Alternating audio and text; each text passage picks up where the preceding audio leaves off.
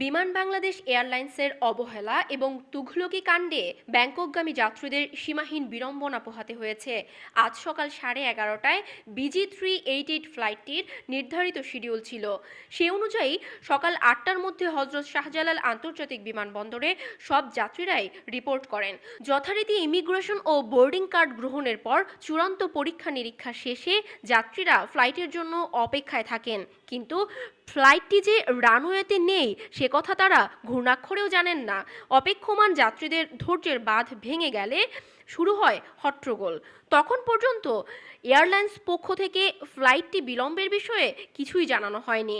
পরে তারা ব্যক্তিগতভাবে খোঁজ নিয়ে জানতে পারেন BG388 ফ্লাইটটি বিদেশ থেকে রানওয়েতে এখনও পৌঁছতেই পারেনি।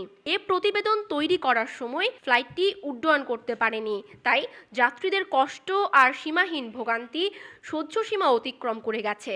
ফ্লাইটটির যাত্রীদের মধ্যে বয়স্ক, শিশু এবং অসুস্থরাও রয়েছেন। তারা প্রাতরাশ করতেই পারেননি, টয়লেটেও যেতে পারেননি।